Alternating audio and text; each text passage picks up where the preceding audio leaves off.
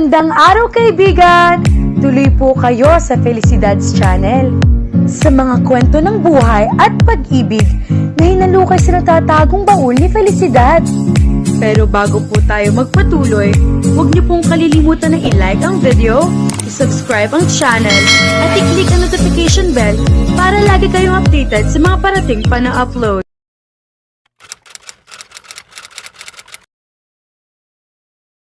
Natuwa si Vera nang tumunog ang buzzer na naghuhudyat na recess na. Nagkaingay na ang mga kaklase niya. Kanina pa siya nakakaramdam ng gutom. Hindi kasi siya gaano nakakain ng almusal dahil sa pagmamadali. Hindi pa siya tapos mag-almusal nang tumapot ang school bus sa bahay nila. Kinuha niya ang pink na Hello Kitty lunchbox sa ilalim ng desk niya. Nang buksan niya ang lunchbox, isandwich na lamang ang naroon. Wala na ang thermos na naglalaman ng orange juice na ipinabaon ng mommy niya. Tumingin ulit siya sa ilalim ng desk. Wala talagang naliligaw na thermos doon. Tumingin siya sa paligid. Ngunit wala ang ganoong klase ng jug. Paano kaya nawala iyon? Samantalang ang mommy pa niya ang naglagay niyon doon. Teacher, nawawala pong juice ko. Sumbong niya sa guro nila. Hindi niya alam kung narinig siya ng teacher niya o nilunod lang ng ingay sa paligid ang boses niya. Tumalikod na kasi ito at lumabas na classroom. Eto na lang baon kong juice ang inumin mo, Vera. Ang kapitbahay at kaklase niyang si Orlan Bonifacio nagsalita. Nang tignan niya ito ay isang red tumbler na puno ng juice ang iniaabot nito sa kanya. Nagtaka siya kung bakit bumait yata bigla rito. Dati-rate ay alaga siyang buskahin at tinisan nito. Pang-iinis na kung minsan ay pinapatulan niya. Sa katunayan, kinder pa lang sila noon ay naipatawag na sila sa office ng administrator ng preschool na pinasukan nila. Sinapa kasi niya ito sa muka at nagdugo ang loob ng bibig nito. Hanggang ngayong grade 2 na sila ay alaskador pa rin ito sa kanya. Kaya naman, para nagdadalawang isip siya na kunin ang iniaalok nito. Kaya lang ay wala siyang panulak sa sandwich na baon niya, kaya tinanggap na rin niya ang juice. Paano ka? Sabi niya rito.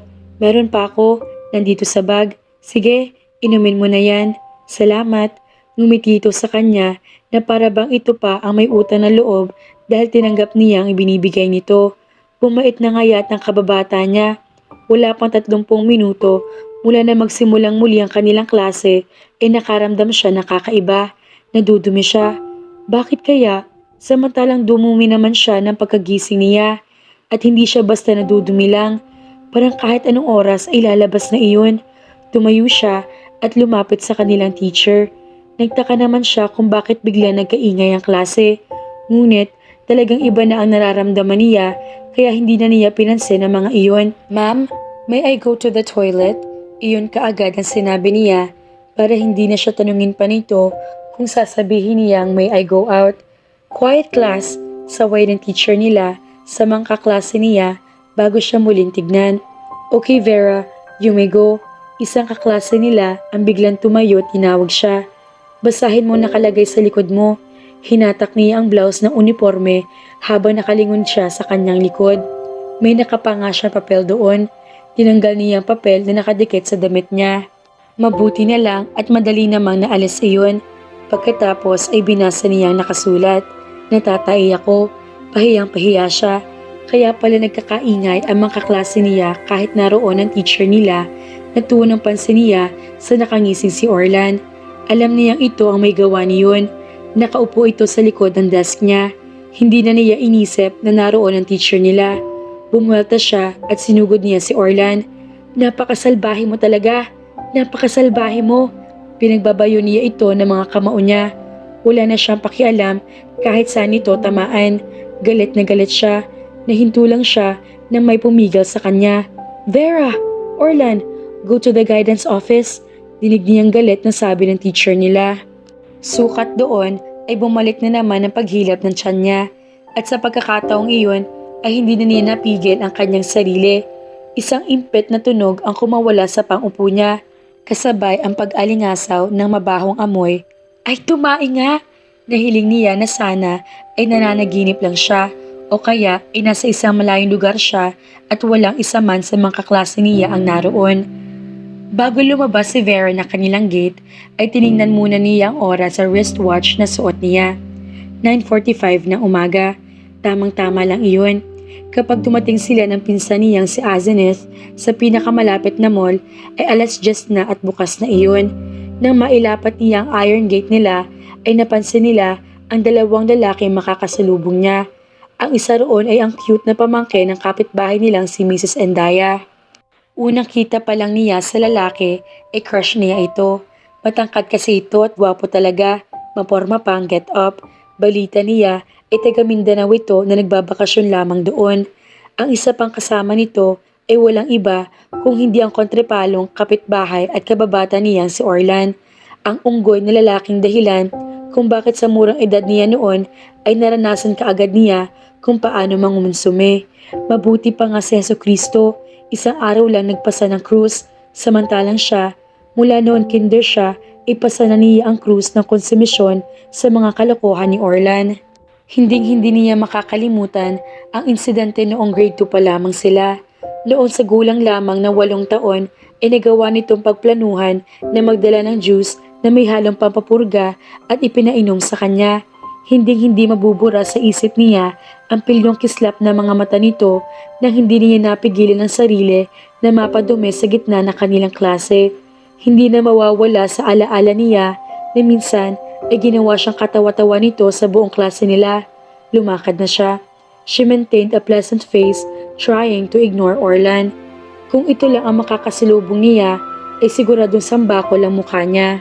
Kaya lang, ay kailangan niya magpapansin sa gwapong pamangkin ni Mrs. Endaya. Hindi magandang impresyon ang ibibigay niya kung makikita nito na kasimangot siya. Ngunit gaya ng dapat asahan, bago siya tumapat sa mga ito, ay nagsalita nga ang kanyang kababata. Hi Vera, mukhang may lakad ka ah.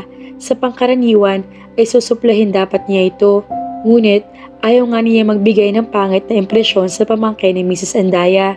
Pinagalaw lang niya ang kanyang mga balikat kasabay ng isang tipid ng ngiti.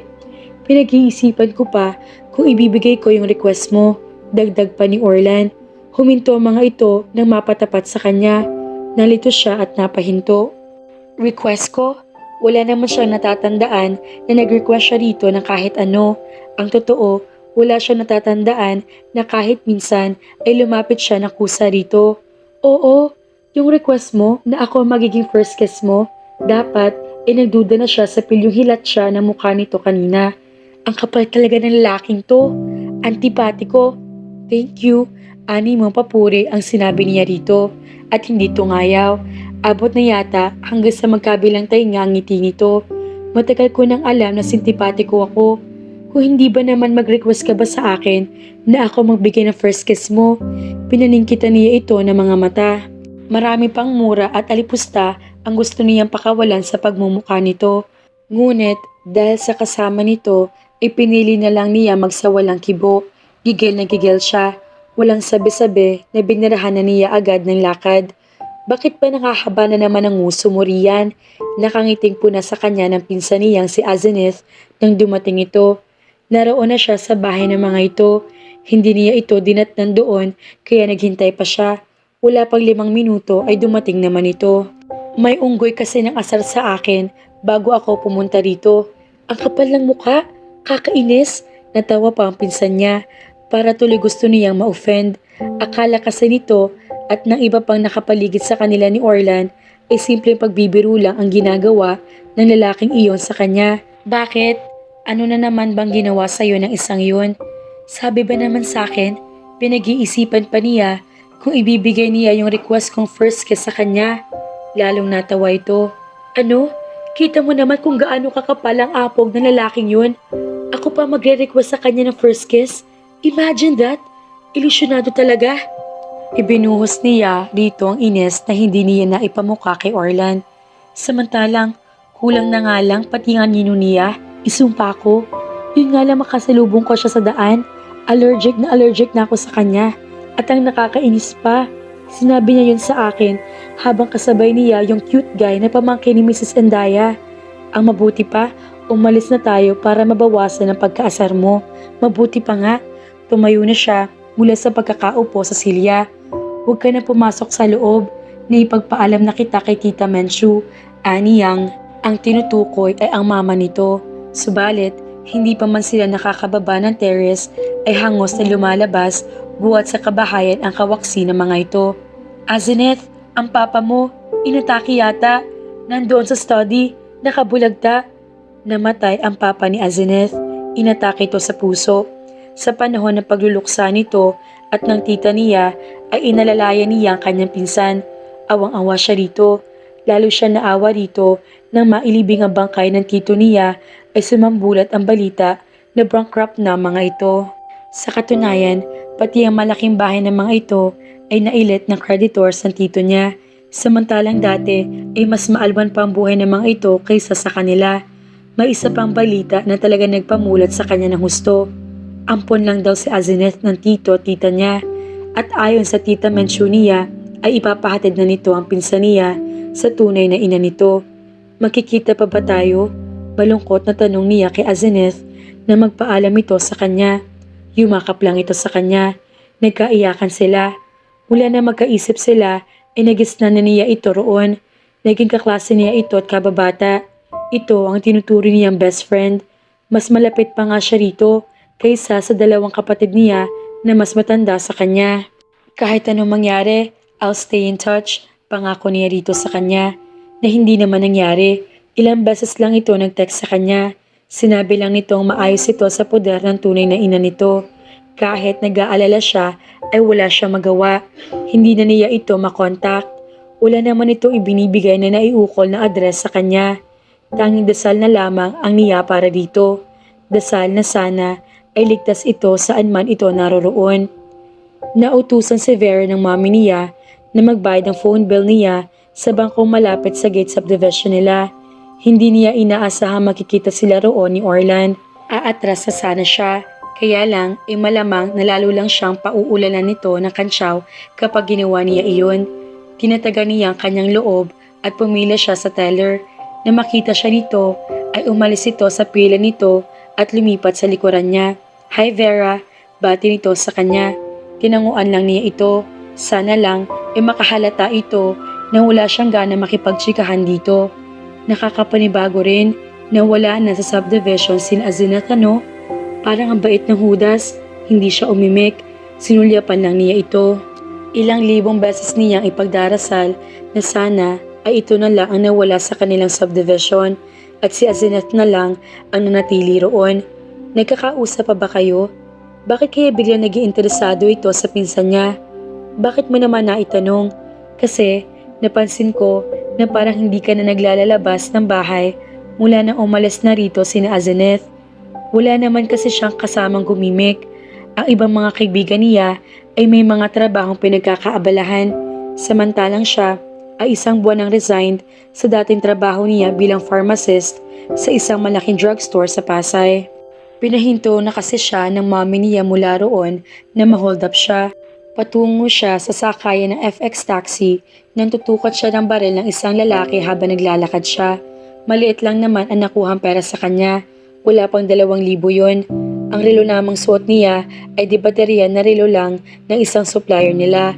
Ang pinanghihinayang lang niya ay ang hikaw niyang parlas na ibinigay ng daddy niya noong 18th birthday niya. Kaya heto siya, dakilang tambay. Pwede ba kaming pumasyal ni Elias sa inyo? Elias? Sinong Elias? Si Elias, yung pamangkin ni Mrs. Andaya. Hindi siya makapaniwala sa narinig. Ang crush niya ang tinutukoy nito. At tama bang narinig niya? Papasyalan siya nito? She tried to sound casual. Bahala kayo.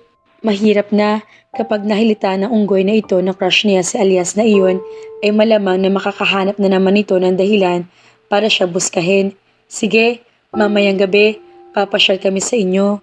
Okay, nag-ooperate pa ba yung talyat ng Tito Ramil mo? Ang tinutukoy nito ay ang kapatid ng mami niya na may talyer sa pasunta mo. Oo, bakit? May sira bang kotse mo? Wala, si Papa kasi. Iniisip niya na magpa-assemble ng Wrangler Jeep. Nag-a-assemble pa ba ng sasakyan sa talyer ang tito mo? Oo, nag-branch out na nga sila sa Quezon City. Pwede mo kaming samahan ni Papa roon.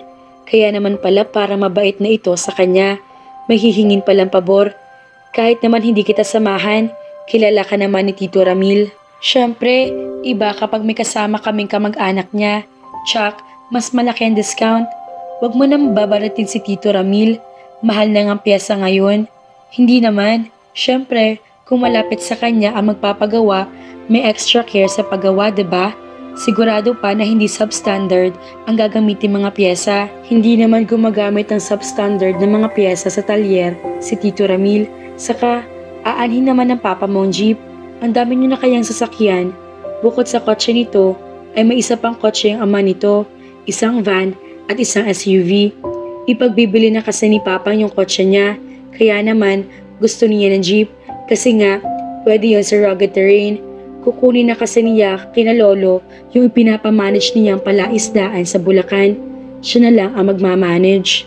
Sakiti na kasi ang lolo ko. Pagpapahingahin na raw niya. Kaya pag nangyari yon, sa Bulacan na kami pipirme, sila ni mama. Paano yung negosyo nyo? May import-export business sa mga ito. Bukod sa ama nito na siya namamahala, involved din ito at ang isa pang kapatid nito. Kami na lang siguro ng brother ko ang magpapatakbo nun. Tingin ko kasi mas gusto ni Papa sa Bulacan. Turn na niya sa pagbabayad kaya nahinto ang pag-uusap nila.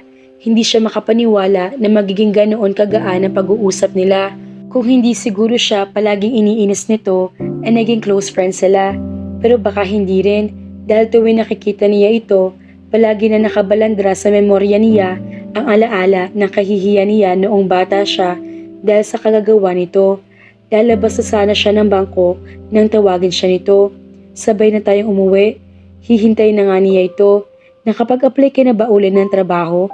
Tanong nito habang palabas sila ng bangko. Oo, pero parang malabo. Saan? Diyan sa Paranaque. Ano? Pharmacist ka ulit? Hindi. Medical transcriptionist na kung papalarin. Hindi man ngayon ang ganung trabaho Pero ang dami naman nag-a-apply. Talaga yata napakarami ng unemployed dito sa Pilipinas. Nafa-frustrate na nga ako. Isang buwan na akong tambay. Nakakainip na. Kung gusto mo, sa office ka na lang. Doon, marami kang pwedeng gawin. Napatingin siya rito. Parang gusto niyang pumayag. Inip na siya nang walang ginagawa. Kaya lang, ay hindi niya alam kung ang kabaitang pinakikita nito ay pansamantala lamang. Paano kung bumalik ang dating treatment nito sa kanya? Paano kung mapiko na naman siya sa mga nakakaasar na pronouncements nito? Pinili na lang niya ang pinaka-safe na sagot. Hayaan mo, pag-iisipan ko. Ilang saglit na natahimik sila. Pagkatapos ay muli nagsalita ito para nag-aalangan na. Vera, may tatanong ako sa'yo. Huwag ka sana magagalit. Kinabahan siya. Magsisimula na naman ba ito mang-asar? Tiningnan niya ito. Mukha namang seryoso ito sa gusto nitong itanong sa kanya. Wala ang pamilyar na pilyong tawa rito. Ano bang tatanong mo? Lesbian ka ba? Nagsimula na nga po. Hindi niya alam kung magagalit siya o matatawa sa tanong nito. Mukha ba akong tomboy? Hindi naman, pero hindi lang naman sa outward appearance nakikita ang pagiging lesbian ng isang babae. Sige nga, saan pa pala kung ganoon? Kasi, hindi ka naman nagkaka-boyfriend. Minsan ko lang nakita na may umakyat ng ligaw sa'yo, pero hindi naman nagtagal sa paniligaw yung lalaki. Nakakadalawang dalaw pa lang siya sa'yo, hindi na nagpakita ulit. Hindi siya makapaniwala na updated ito sa love life niya. To think na busy rin naman ito sa family business ng mga ito. But it doesn't mean na lesbian ako. Kung sa bagay nga, noon naman nag-aaral pa tayo, naging crush mo yung teacher natin sa PE nung third year tayo. Saka yung proctor natin sa NSAT, hindi makapaniwalang tinignan niya ito. Natatandaan mo pa yun? Ngumisi ito. May photographic memory ako ikaw, bakit wala na yata ako nakikitang babae na dumadalo sa'yo? Balik naman niya rito upang mawala sa kanyang paksa. Ngumisi naman ito. Pilyong-pilyo. Kinabahan na naman tuloy siya. Sabi na nga ba, interesado ka lang malaman kung may girlfriend pa ako o wala na. Don't worry, ipagre-reserba kita ng isang panahon sa buhay ko.